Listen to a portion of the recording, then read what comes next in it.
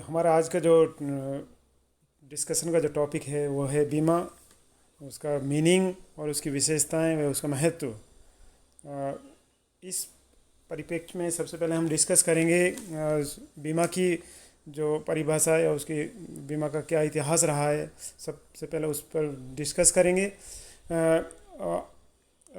पहले संयुक्त परिवार हुआ करते थे। उस स्थिति में परिवार का यदि कोई परिवार की किसी सदस्य के साथ कोई आपदा या इस तरह की घटना दुर्घटना हो जाती या अपंगता हो जाती थी तो उसकी देखभाल का कार्य उसके परिवार के अन्य सदस्य करते थे। तो उस स्थिति में एक तरीके से जो अन्य परिवार के सदस्य थे वो उस अपंग व्यक्ति या उसकी दुर्घटनाग्रस्त व्यक्ति की समस्त जिम्मेदारियों का वहन वो करते थे, चाहे वो आर्थिक रूप से या चाहे उसको एक संबल नैतिक रूप से संबल प्रदान करना हो तो उसको संबल देने का कार्य करते थे ताकि परिवार के अन्य सदस्य उसका भार को सहन वहन करते हुए उसकी जिम्मेदारी को निर्वहन कर सकें। यदि हम जीवन बीमा के कॉन्टेक्स्ट में बात करें तो इसकी स्थापना ईसा पूर्व माना जाता है। रोम के लोग जीवन बीमा या कहें कि जीवन से संबंधित जोखिमों एवं उनकी सुरक्षा से संबंधित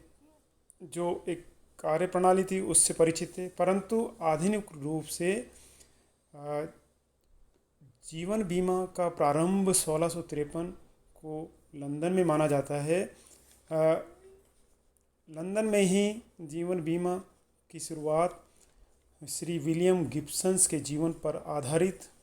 1 वर्ष के बीमा के रूप में की गई। इसी प्रकार लंदन में ही सामुद्रिक बीमा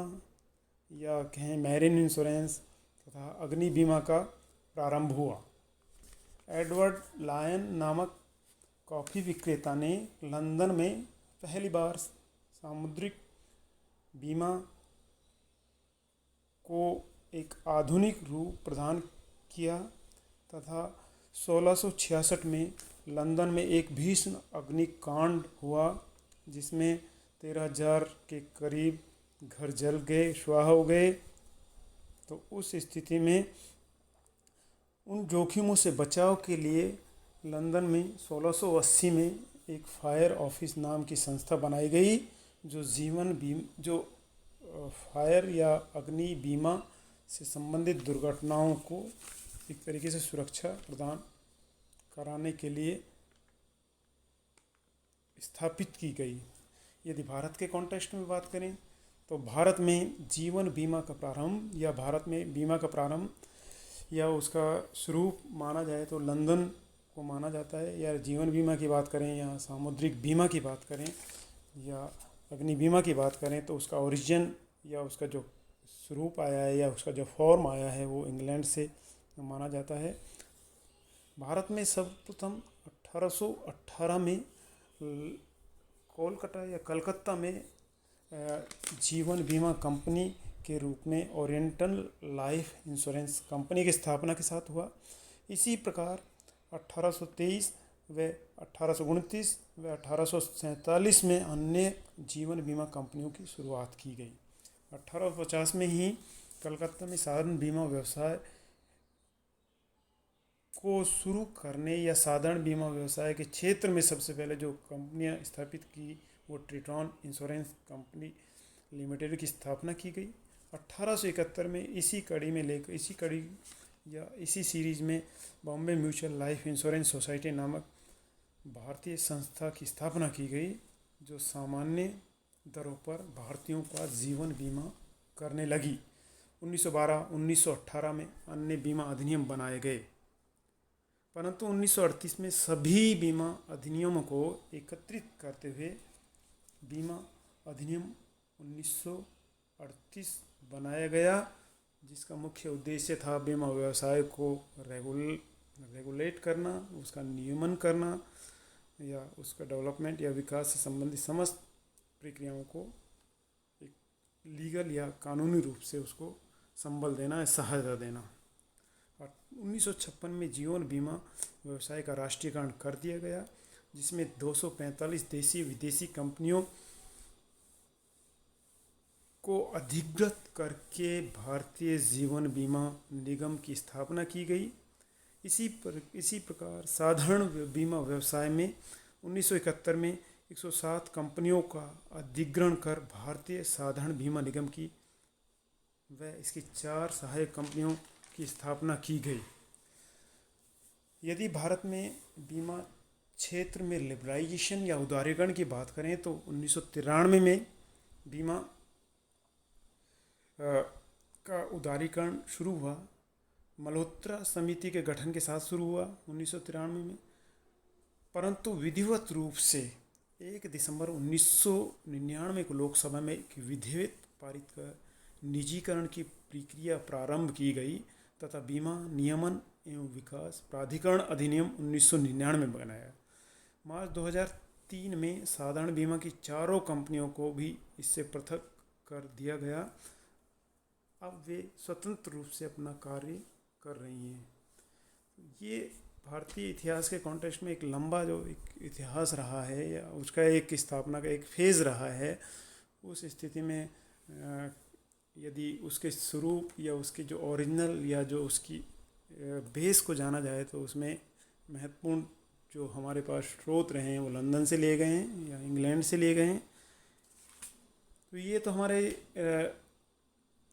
बीमा के क्षेत्र में, चाहे वो साधारण बीमा व्यवसाय हो या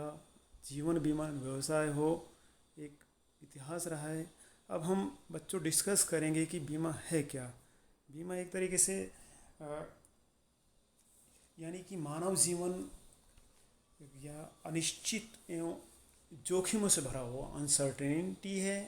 और रिस्क हैं। कोई भी चीज़ नियत नहीं है, निश्चित नहीं है, यानी कि बहुत सारी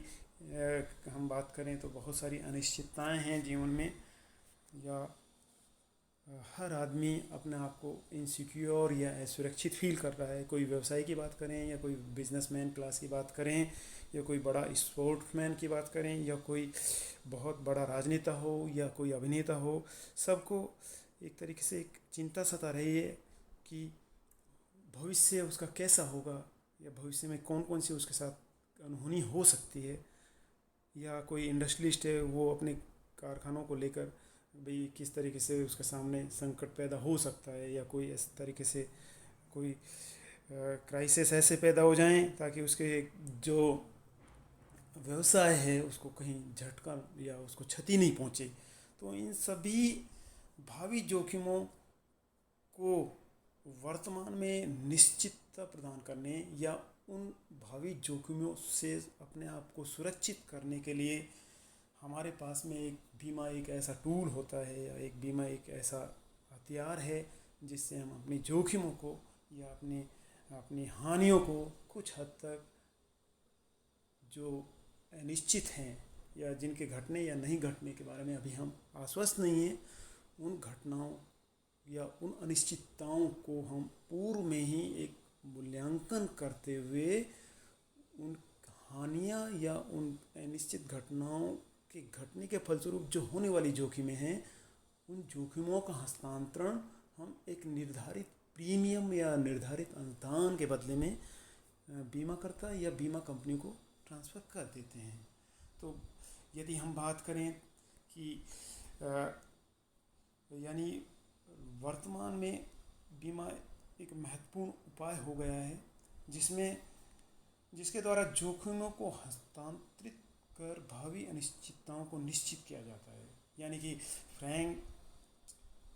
एस नाइट ने कहा है कि जोखिम अनिश्चितता का नाम है और अनिश्चितता जीवन को आधारभूत सच्चाई है। यदि इंश्योरेंस के कॉन्टेक्स्ट में बात करें या एक तरीके से उसका जो बीमा है उसका क्या मीनिंग है, तो उसके रिलेटेड यदि हम परिभाषाओं को यदि उसको समझने की कोशिश करें कि क्या है बीमा, तो उसके किराए हम एक तरीके से उसको 3 भागों में हम क्लासिफाइड कर सकते हैं। नंबर 1 पहला आपका जो है जनरल या सोशल या सामाजिक रूप में या समाजशास्त्रियों के द्वारा क्या बीमा को किस परिप्रेक्ष्य में देखा गया है, या कार्यात्मक या अर्थशास्त्री या आर्थिक रूप में उसका क्या मीनिंग है, या थर्ड यदि कॉन्टेक्स्ट में बात करें लीगली या एक वैधानिक या अनुबंधात्मक रूप में एक बीमा किस तरीके से बीमा को परिभाषित किया गया है, तो सबसे पहले हम डिस्कस करते हैं सामाजिक या सामान्य परिभाषाएं या सामान्य अर्थशास्त्री या अर्थशास्त्रियों का क्या व्यू है बीमा के संदर्भ में। यानी अर्थशास्त्रियों समाजशास्त्रियों के पॉइंट ऑफ व्यू से यदि हम बात करते हैं तो सामूहिक रूप से जोखिमों को वहन करना या सामूहिक रूप से जोखिमों को उठाना बीमा कहलाता है। Collecting bearing of the risk, यानी कुछ व्यक्ति या व्यक्तियों का समूह एक समान जोखिमों से घिरा होता है। व्यक्तियों के द्वारा समान रूप से जो जोखिमों से घिरे हुए व्यक्ति एक निर्धारित प्रीमियम या अंशदान के द्वारा छोटे छोटे प्रीमियम के द्वारा एक फंड्स या एक कोषों का निर्माण कर लेते हैं और उन कोषों या फंड से यदि किसी व्यक्ति को वास्तविक हानि होती है या वास्तविक लॉस होता है, उस वास्तविक लॉस या हानि की क्षतिपूर्ति उस कोष या उस फंड से कर दी जाती है। तो सामाजिक कॉन्टेक्स्ट में बात करें तो यानी बहुत सारे ग्रुप्स ऑफ पीपल्स हैं, वो समान जोखिमों से घिरे होते हैं और उन जोखिमों से पर्टिकुलर व्यक्ति की जोखिमों को मीट आउट कर दिया जाता है और एक व्यवस्था एक सुचारू रूप से चलती रहती है। दूसरे कॉन्टेक्स्ट में बात करें तो आर्थिक रूप या बीमा का आर्थिक या कार्यात्मक फंक्शनल या इकोनॉमिक अर्थशास्त्री क्या मानते हैं, यानी बीमा को हानि से सुरक्षित रखने व हानियों की क्षतिपूर्ति करने का साधन या उपाय टूल्स मानते हैं। यानी बीमा को अर्थशास्त्री एक टूल्स के रूप में यूज़ कर रहे हैं, यानी कि बीमा एक क्षतिपूर्ति या होने वाली हानियों को क्षतिपूर्ति करने का एक उपाय या एक साधन के रूप में है। जो हमारा थर्ड क्राइटेरिया है बीमा की परिभाषाओं या बीमाओं को समझने के परिप्रेक्ष्य में, बीमा को एक अनुबंध मानते हैं, यानी कि इसमें 3 पक्षकार होते हैं। पहला बीमित व्यक्ति होता है, दूसरा दो पक्षकार होते हैं, जिसमें पहला बीमित और दूसरा होता है बीमाकर्ता। बीमित व्यक्ति इंश्योर्ड, जिसे इंश्योर्ड पर्सन कहते हैं, एक निश्चित प्रीमियम बीमाकर्ता को देने के बाद में अपनी समस्त जोखिमों को हस्तांतरित बीमाकर्ता को दे दिया कर देता है और बीमाकर्ता द्वारा वास्तविक क्षतिपूर्ति या वास्तविक क्षतियों को यदि हैं उस अनुबंध के तहत या उस अनुबंध की शर्तों के तहत उस क्षति को मीट आउट किया जाता है या उस क्षति को पूरा कर दिया जाता है। तो कंक्लूड रूप से हम बात करें या समेकित रूप से या कंसोलिडेटेड रूप से हम बात करें तो एक बीमा एक हमारे पास एक इस तरीके से अनुबंध है या एक ऐसा अनुबंध है या एक हमारे पास एक सिस्टम है जिस सिस्टम के द्वारा बीमित व्यक्ति एक निर्धारित प्रीमियम या एक निर्धारित धनराशि, जिसे हम प्रीमियम कहते हैं, प्रीमियम को या प्रीमियम का भुगतान बीमाकर्ता को पूर्व निर्धारित कारणों से होने वाली हानियों से सुरक्षा प्रदान करने के रूप में करता है। यानी कि कुछ एक जो निर्धारित शर्तें हैं उनका पहले से ही बीमाकर्ता के सामने या बीमाकर्ता को बता दिया जाता है कि भाई यदि सब्जेक्ट मैटर या कहें कि जीवन बीमा या अपना जनरल जो बीमा का जो सब्जेक्ट मैटर है, आपका अग्नि बीमा है या सामुद्रिक बीमा है या अन्य या विविध बीमे हैं, उन विविध बीमों में किसी तरीके की यदि जोखिम होती है पूर्व निर्धारित शर्तों के कारण या पूर्व तय शर्तों के कारण, तो उस स्थिति में उन जोखिम या उन हानियों की क्षतिपूर्ति बीमा करता एक निर्धारित अपने द्वारा स्थापित कोष से उसका निर्वहन या उसको पूरा कर दिया जाता है। यदि हम देखें कि बीमा क्या है या बीमा एक तरीके से एक टूल है या एक तरीके से संरक्षण का उपाय है या एक भविष्य में होने वाली जो अनिश्चितताएं हैं उनको निर्धारित करने का एक जरिया है। तो हम इन सभी को कंक्लूड करते हैं, हम इसकी कुछ एक विविध विशेषताओं को जानने का प्रयास करेंगे। तो सबसे पहले हम बीमा की जो पूर्व निर्धारित जो हमने डिस्कस किया है, जो हमने पहले से डिस्कशन किया है, उन सब को लेकर हम यदि उसके विशेषताओं को थोड़ा सा समझने की कोशिश करें तो सबसे पहला आता है आपका ट्रांसफरिंग ऑफ द रिस्क, यानी कि बीमा एक तरीके से जोखिमों को हस्तांतरित करने का टूल है, या एक तरीके से एक सिस्टम, या एक ऐसा अपने पास एक प्रोसीजर है जिसके द्वारा हम हमारी जो जोखिम है वो जोखिम किसको हस्तांतरित करते हैं, बीमाकर्ता को। और बीमाकर्ता एक निर्धारित उसकी एवज में, उस जोखिम की एवज में, या उस रिस्क को पूरी करने के लिए, या उस जोखिम को पूर्ति करने के एवज में एक निर्धारित प्रीमियम लेता है।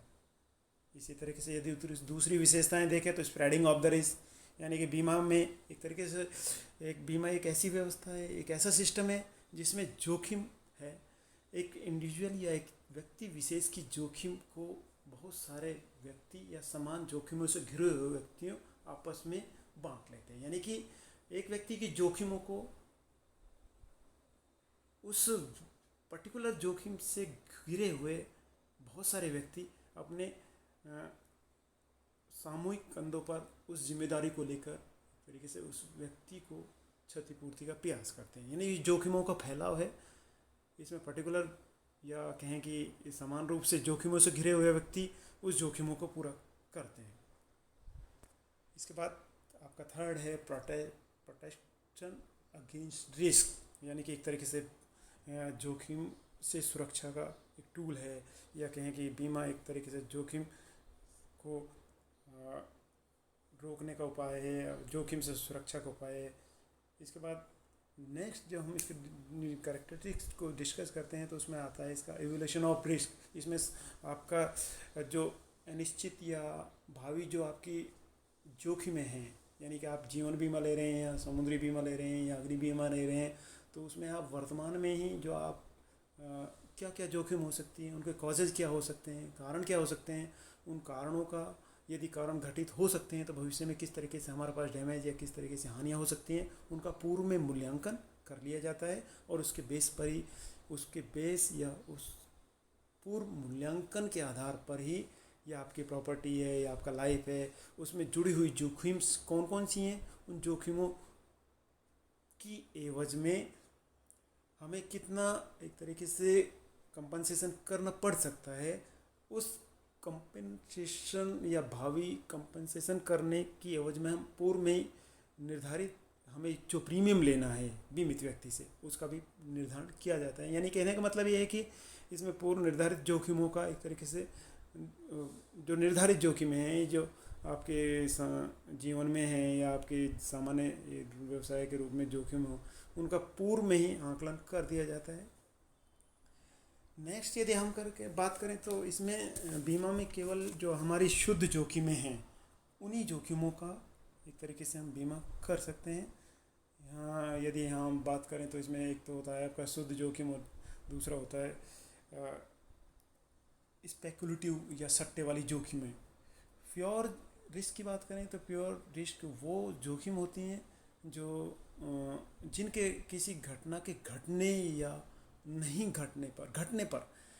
दोनों ही बातें हो सकती है, घटने पर या नहीं घटने पर यदि घटनाएं घटती हैं तो नेचुरल है कि उसमें जो उसका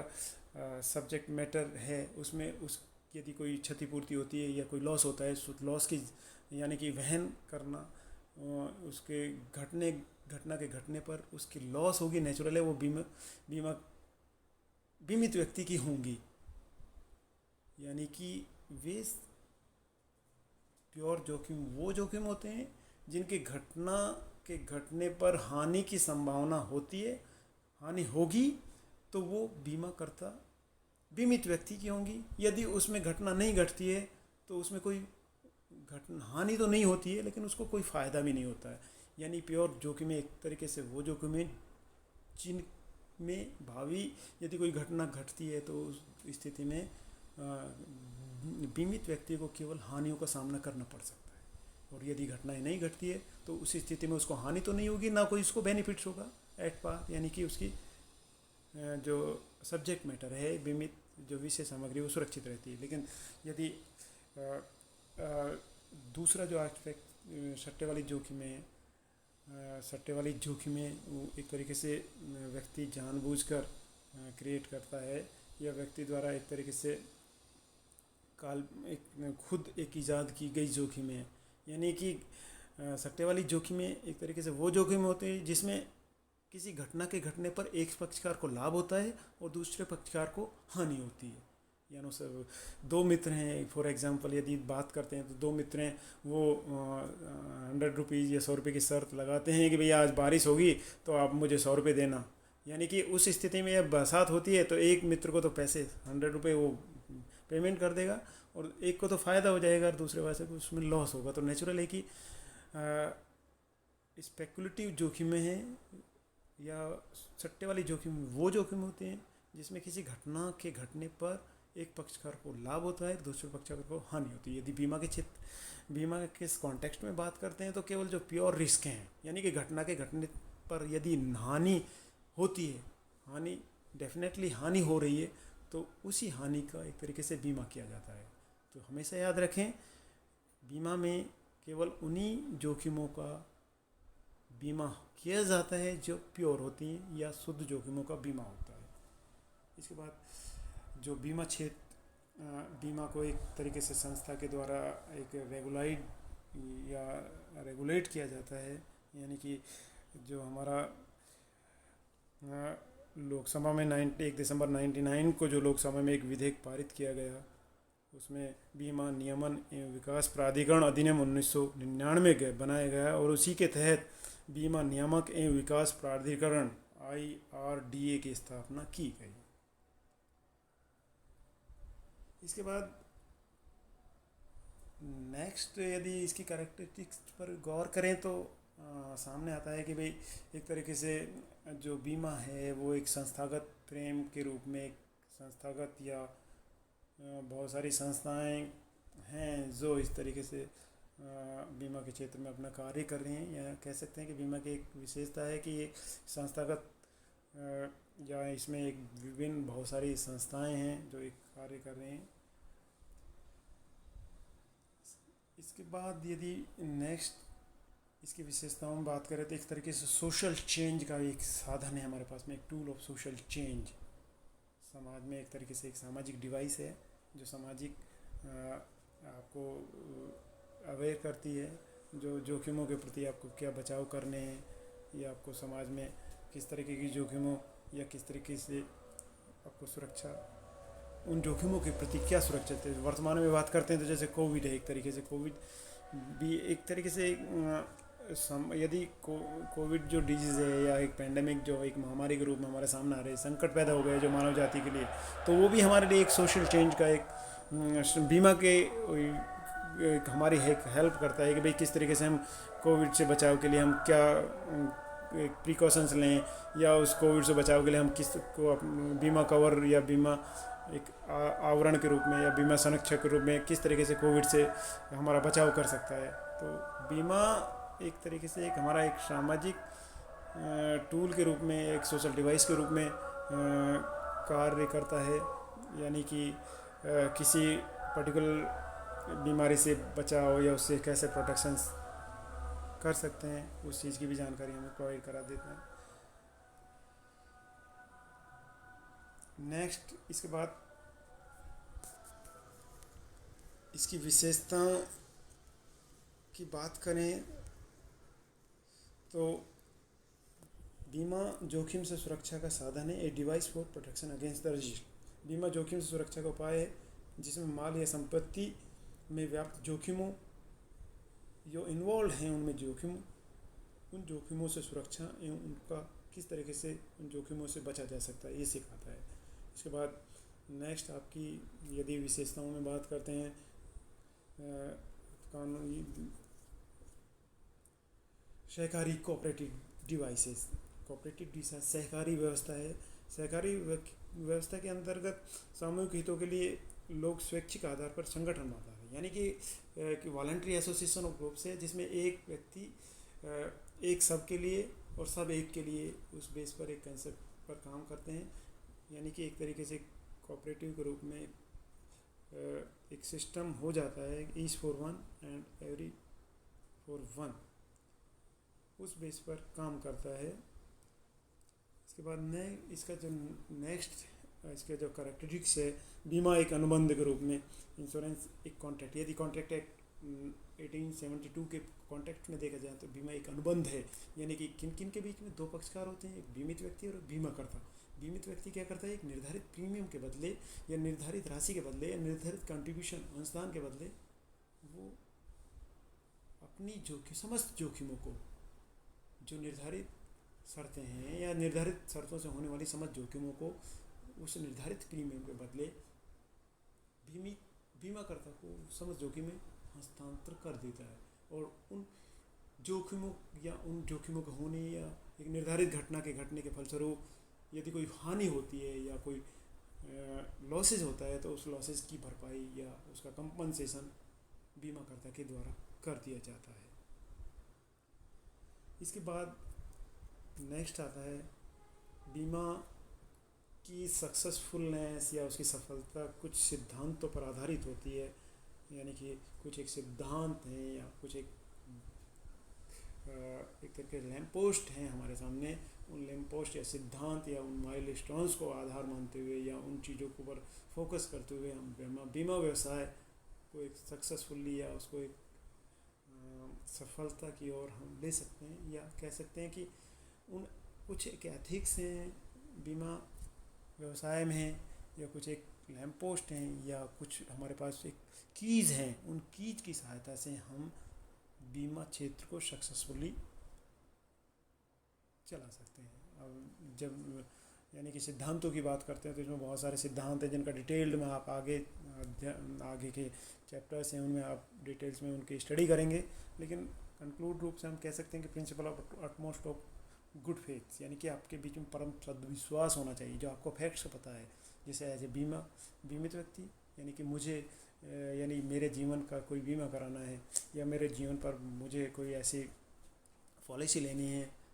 तो मुझे सारे के सारे जो इम्पोर्टेंट फैक्ट्स हैं, इम्पोर्टेंट फैक्ट्स जो डिस्क्लोज करने होते हैं, मुझे क्या बीमारी है या वर्तमान में मुझे किस तरीके से संकट है या भविष्य में मेरे किस तरीके से लाइबिलिटीज़ हैं या किस तरीके से जोखिम मेरे ऊपर आ सकते हैं, उन सभी को एक तरीके से आपको डिस्क्लोज करना है। यानी कि आपको वर्तमान में क्या आपके साथ में आपको पूरी तरीके से उसी तरीके से बीमा करता उसकी भी एक नैतिक जिम्मेदारी होती है कि वो भी आपकी जोखिमों की एवज में क्या आपसे प्रीमियम ले रहा है, कितना प्रीमियम ले रहा है, उसका कैलकुलेशन क्या है, सारा का सारा वो इम्पोर्टेंट डिस्क्लोज कर देंगे। तो आपके बीच में एक तरीके से आपसी विश्वास होना चाहिए। जो महत्वपूर्ण बातें हैं जो किसी बिजनेस को या किसी व्यवसाय को या किसी डील को करने से पहले आपको ज़रूरी होती हैं, आप बीमाकर्ता के रूप में और बीमित व्यक्ति दोनों महत्वपूर्ण तथ्यों को डिस्क्लोज कर दें, जिससे पता लग जाए कि भाई हाँ ये आपका जो कॉन्टैक्ट है या हमारे बीच में जो एक म्यूचुअल अंडरस्टैंडिंग है वो सही है और उसके बेसिस पर हम कॉन्ट्रैक्ट एग्जीक्यूट कर रहे हैं, कॉन्ट्रैक्ट कर रहे हैं। इसके बाद प्रिंसिपल ऑफ इंडेमनिटी, जीवन बीमा में प्रिंसिपल ऑफ इंडेमनिटी लागू नहीं होता है। आप जो बीमा जिस राशि का बीमा करा रहे हैं, जो सम आपने एश्योर्ड कराई है या एक जो आपने बीमित राशि का जिस राशि का आपने बीमा कराया है उस बीमा राशि का भुगतान बीमा अनुबंध की शर्तों के अनुसार या तो आपको क्या है आपकी मैच्योरिटी पर मिलता है। आपके 10 साल की पॉलिसी लिए तो 10 साल बाद आपको, या आपने 20 साल की कोई पॉलिसी अपने जीवन पर आधारित लिए तो 20 साल बाद आपको उसका पेमेंट भुगतान मिल जाता है। लेकिन यदि आपकी इन बिटवीन उसका टेन्योर 10 या 20 साल पॉलिसी का रहता है और इन बिटवीन आपकी उसमें डेथ हो जाती है तो उस स्थिति में उसकी परिपक्वता अवधि वो मानी जाती है जिस दिन बीमित व्यक्ति की डेथ हुई है, तो उसी समय उस राशि का भुगतान कर दिया जाता है। लेकिन अग्नि बीमा और समुद्री बीमा में यदि बात करें तो वहाँ पे एक प्रिंसिपल ऑफ इंडेमनिटी क्षतिपूर्ति का सिद्धांत लागू होता है। तो उस स्थिति में जो वास्तविक लॉस हैं उन लॉसों को भरपाई कर दिया जाता है। इसके बाद नेक्स्ट इसमें यदि कुछ एक वैसे उसमें डिटेल्स आप डिस्कस करेंगे तो उसमें पढ़ेंगे कि भाई बहुत सारे ऐसे सिद्धांत हैं, उन सिद्धांतों के आधार पर ही आपको एग्जीक्यूट करना होता है या उन सिद्धांतों को मानना जरूरी होता है। नेक्स्ट उसमें आपका है इंश्योरेबल इंटरेस्ट, यानी कि बीमा हित का सिद्धांत। यानी कि आप जो बीमा वस्तु या जिस आपकी बीमित वस्तु है या आपका जो इंश्योरेबल सब्जेक्ट मैटर है, उस सब्जेक्ट मैटर में आपका क्या इंटरेस्ट है, यानी एग्जिस्टिंग वर्तमान में आपका इंटरेस्ट होना जरूरी है। यानी कि आपको बीमा हित योग्य जीवन बीमा में इमीजिएट आपको प्रूव करना पड़ता है कि भाई ये मेरी प्रॉपर्टी थी या मेरा लाइफ है या मेरे ऊपर स्पाउस हैं, मैंने इनका बीमा कराया है और इस स्थिति में मुझे कोई क्षतिपूर्ति या कोई कैजुअलिटी पर मैं उन जोखिमों को पूर्ति करने का अधिकार रखता हूँ या मेरे पास वो अधिकार है, मैं उस कंपनसेशन राशि को प्राप्त करूँ। तो यानी कि और अन्य बीमा, अग्नि बीमा और समुद्री बीमा में आपका इंश्योरेबल इंटरेस्ट उस समय आपको प्रूव करना पड़ता है, उस समय साबित करना पड़ता है जब बीमा करता वास्तविक जोखिमों को पूरा करता है। उस स्थिति में आपको बताना पड़ता है कि भाई ये मेरी प्रॉपर्टी है या मेरी फैक्ट्री है या मेरा कोई ये चल या मूवेबल अचल प्रॉपर्टी है, इसमें मेरा इंटरेस्ट है और ये प्रॉपर्टी मेरी है। तो यानी कि इंश्योरेबल बीमा हित का सिद्धांत ये कहता है कि आप उस जो इंश्योरेबल सब्जेक्ट मैटर है या बीमित सामग्री है, आपकी इंश्योर्ड प्रॉपर्टी है, उसमें आपका इंटरेस्ट क्या है कि नहीं है। इसके अलावा कुछ एक जनरल सिद्धांत हैं, प्रिंसिपल ऑफ आपके कॉन्ट्रैक्ट एक्ट के अकॉर्डिंग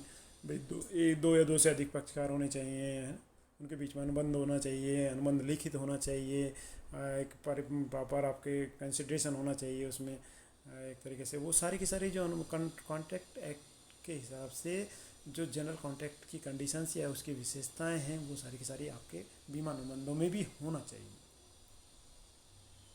इसके बाद यदि बीमा की सक्सेस पर बात करें तो उसकी सक्सेस बहुत सारे कंपोनेंट्स पर डिस्कस करती है। यानी कि ये कंपोनेंट्स भाई निर्धारित शर्तें होनी चाहिए बीमा की, उन शर्तों के अनुसार घटनाएं घटनी चाहिए या उन शर्तों के अनुसार लाइबिलिटीज़ एक दूसरे की क्या क्रिएट होनी है, उन घटनाओं के आधार पर ही होना चाहिए। संपत्ति ऐसी हो जो एग्जिस्टिंग हो, वर्तमान हो। यदि आप किसी ऐसी प्रॉपर्टी या किसी ऐसे संपत्ति का बीमा करा रहे हैं जिसकी एग्जिस्टेंस ही नहीं है, वो वर्तमान में मौजूद ही नहीं है, तो आपका बीमा जो व्यवसाय है या आपका कॉन्ट्रैक्ट है वो एक तरीके से अवैध हो जाएगा। इसके बाद हम बीमा के नेक्स्ट हम डिस्कस करते हैं कि बीमा की जो इम्पोर्टेंट जो टर्म है, जो एक तरीके से आपको कॉन्ट्रैक्ट बीमा को आप एक इंट्रोडक्टरी के रूप में या इंट्रोडक्शन से पहले आपको जानना जरूरी होते थे। सबसे पहले बीमा अनुबंध,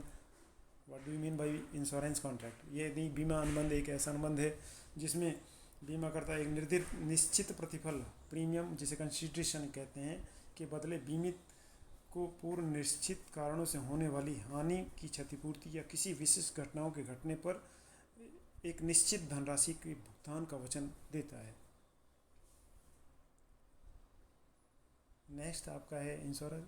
जिसे बीमा करता कहते हैं। बीमा करता वह व्यक्ति होता है जो दूसरे व्यक्ति की जोखिमों, यानी कि बीमित व्यक्ति की जोखिमों, जो पूर्व निर्धारित जोखिमें हैं या पूर्व निर्धारित फैक्ट्स के कारण जो जोखिम है या जो हानि होती है, उन हानि को पूर्ति करने का वचन देता है। नेक्स्ट है आपका बीमित अथवा बीमाकृत, वह पक्षकार जो बीमित विषय वस्तु का स्वामी होता है, बीमा वस्तु में बीमा योग्य हित होता है तथा वह व्यक्ति प्रीमियम का भी भुगतान करता है। यह व्यक्ति कोई संस्था भी हो सकती है, व्यक्ति हो सकती है, फर्म हो सकती है या कंपनी हो सकती है। नेक्स्ट है आपका बीमा की विषय वस्तु, सब्जेक्ट मैटर ऑफ इंश्योरेंस। दो हो सकते हैं आपके। जीवन बीमा में व्यक्ति का जीवन हो सकता है, इसी तरीके से अन्य बीमा यानी कि सामुद्रिक बीमा और अग्नि बीमा में संपत्ति का बीमा किया जाता है। नेक्स्ट है आपकी जो इम्पोर्टेंट टर्म्स है बीमा व्यवसाय के रूप में, वो है आपका प्रीमियम, प्रीमियम एक तरीके से वह प्रतिफल है, कंसिडरेशन है जो बीमा करता बीमित से वसूल करता है या बीमित व्यक्ति अपने निर्धारित जोखिमों से बचने के लिए एक निश्चित राशि या एक निर्धारित राशि का भुगतान बीमाकर्ता को करता है, वो आपका प्रीमियम कहलाती है। बीमा कर राशि या बीमा धन, सम अश्योर्ड और इंश्योर्ड सम, बीमा अनुबंध के अनुसार वह अधिकतम राशि जो बीमित द्वारा बीमाकर्ता से दुर्घटना के घटित होने या घटना के घटित होने पर क्षतिपूर्ति के रूप में प्राप्त की जाती है। इसके बाद आपका है अल्प बीमा अंडर इंश्योरेंस। संपत्ति का बीमा उसके मूल्य से यदि कम है या कम धनराशि का कराया गया है तो उस स्थिति में अल्प बीमा कहलाएगा, यानी कि संपत्ति का मूल्य व बीमा धन दोनों में अंतर की राशि स्वयं बीमित ही करता है। उस राशि की क्षतिपूर्ति का अधिकार बीमाकर्ता को दायित्व है। उस बीच की राशि या उस डिफरेंस राशि की क्षतिपूर्ति का दायित्व बीमाकर्ता द्वारा निर्वहन नहीं किया जाता है, यानी कि जो बीमा संपत्ति है या बीमित प्रॉपर्टी है उसकी वैल्यू उसके मूल्य से कम, यदि उस मूल्य से कम राशि का बीमा कराया जाता है तो बीमाकर्ता का दायित्व है कि वो उस extend and up to the amount of the insured sum assured, यानी सपोज कीजिए आपके फैक्ट्री है, आपकी 10 लाख का उसकी वैल्यू है, आप उसका बीमा करा रहे हैं, उसकी 7 लाख का बीमा करा रहे हैं, तो 7 लाख जो सम अश्योर्ड है वो 7 लाख की क्षतिपूर्ति बीमाकर्ता के द्वारा की जाएगी और 3 लाख जो डिफरेंस अमाउंट है उसका वहन बीमित द्वारा ही किया जाएगा। इसके बाद अधिबीमा जिसे बोलते हैं ओवर इंश्योरेंस, संपत्ति के मूल्य से अधिक राशि का बीमा अधिबीमा कहलाता है। बीमाकर्ता वास्तविक क्षति मूल्य के बराबर क्षतिपूर्ति करता है। आप फॉर एग्जांपल यदि आप 10 लाख की आपकी प्रॉपर्टी है या आपका कोई वेयर हाउस है या आपका कोई कारखाना है, आप उसका मूल्य आप उसका बीमा करा रहे हैं 10 लाख, 12 लाख उसका बीमा करा रहे हैं, तो एक्चुअल जो लॉसेज होगा आपका 10 लाख की up to the extent of the 10 lakh rupees will be compensate by the insurer.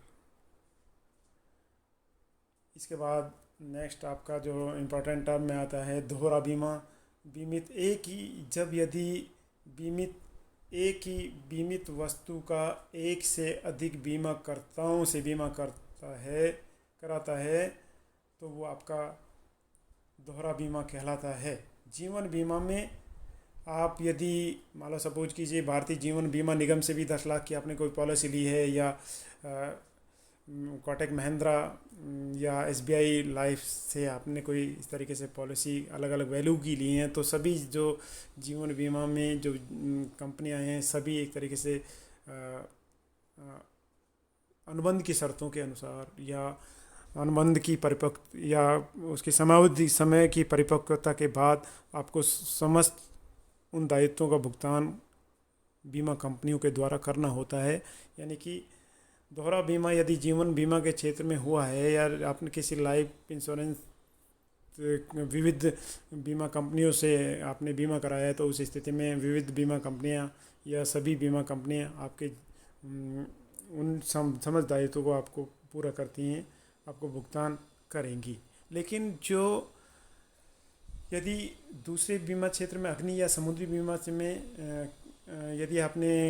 एक प्रॉपर्टी को बहुत सारी इंश्योरेंस कंपनी से कराया है, उसका बीमा कराया है, तो उस स्थिति में प्रोरेटा बेसिस पर वास्तविक जो लॉस हैं उन लॉसों को या वास्तविक क्षति को उन बीमा कंपनियों के द्वारा प्रोरेटा बेसिस पर या आनुपातिक आधार पर वास्तविक लॉसों की भरपाई की जाती है। नेक्स्ट आपका इम्पोर्टेंट जो टर्म है इंश्योरेंस के क्षेत्र में, वो होता है आपका आवरण पत्र या संरक्षण नोट या अस्थायी बीमा पत्र, जिसे हम बोलते हैं कवर नोट। जीवन बीमा को छोड़कर सभी प्रकार के बीमा में बीमा प्रीमियम को जमा करवाने के साथ ही बीमा एजेंट या अधिकारी बीमित को एक प्रपत्र या डॉक्यूमेंट्स जारी करता है, जिसे आवरण पत्र या संरक्षण नोट कहते हैं। यह इस बात का प्रमाण होता है कि इंश्योरेंस या इंश्योर्ड पर्सन ने प्रीमियम का भुगतान कर दिया है तथा बीमाकर्ता ने उसके प्रस्ताव को बीमा पत्र की शर्तों के अधीन एक्सेप्ट कर लिया है। यानी कि एक तरीके से अस्थायी है। आप जैसे ही बीमित व्यक्ति अपने सब्जेक्ट मैटर पर जैसे ही अपना प्रीमियम का भुगतान करता है, और तो उस स्थिति में बीमाकर्ता ये मानते हुए कि भाई इस बंदे ने या इस व्यक्ति ने उस सब्जेक्ट मैटर की जो निर्धारित प्रीमियम है उसका भुगतान कर दिया है, तो ये मानते हैं कि भाई उसको बाद में एक स्थायी पॉलिसी रिलीज कर दे देंगे कि भाई, लेकिन ये इसने जो वर्तमान परिप्रेक्ष्य में या एट ए टाइम इसने सारी की सारी कंडीशंस जो इंश्योरेंस कॉन्ट्रैक्ट की है वो सारी की सारी कंडीशंस मान ली है। इसके बाद नेक्स्ट है आपका बीमा पत्र। इंश्योरेंस पॉलिसी एक इंश्योरेंस पॉलिसी यानी कि कहें कि एक तरीके से रिटर्न डॉक्यूमेंट्स होता है, लिखित लेख होता है, जिसके द्वारा बीमित और बीमाकर्ता के बीच बीमा अनुबंध किया जाता है। केवल बीमाकर्ता के सिग्नेचर होते हैं। इसमें वे समस्त शर्तें होती हैं जिसके अधीन बीमाकर्ता द्वारा बीमित की होने वाली क्षतिपूर्ति की पूर्ति करता है। नेक्स्ट यानी कि हम बात करें तो इंश्योरेंस एक तरीके से वर्तमान परिप्रेक्ष्य में या जो इस तरीके के हालात पूरे विश्व में चल रहे हैं, उस स्थिति में एक तरीके से एक जागरूकता के टूल के रूप में अपना जागरूकता के टूल के रूप में एक सामने आया है। जिस तरीके से लोग डिजीज़ या एक तरीके से कहें कि कोविड-19 के तहत जितने भी एक तरीके से भयंकर महामारी या जो बीमारी हो रही हैं, उनसे अपने आप को इनसिक्योर मानते हुए व्यक्ति चाहता है कि मैं एक तरीके से इस तरीके से इंश्योरेंस की जो निर्धारित कुछ पॉलिसी हैं जिनमें ये कोविड-19 या इस तरीके की बीमारी कवर हैं, उनको उस कवर नोट या उस बीमारी से बचाव के लिए एक तरीके से मैं खुद सुरक्षित रहूं या मेरे परिवार भी सुरक्षित रहें। तो उस स्थिति को भांपते हुए व्यक्ति चाहता है कि भाई ये बीमारी मुझे एक तरीके से पूरा कवर नोट या कहें कि मुझे एक संरक्षण कवर प्रदान करें, जिससे कि मैं और मेरा परिवार सुरक्षित रह सके या मेरी गैर मौजूदगी में मेरे परिवार को आर्थिक संकट या इकोनॉमिक जो हैज़ार्ड्स हैं उन संकटों का सामना नहीं करना पड़े। तो एक तरीके से सोसाइटी या समाज में अवेयरनेस लाने का एक तरीके से बीमा एक महत्वपूर्ण अपना रोल अदा कर रहा है।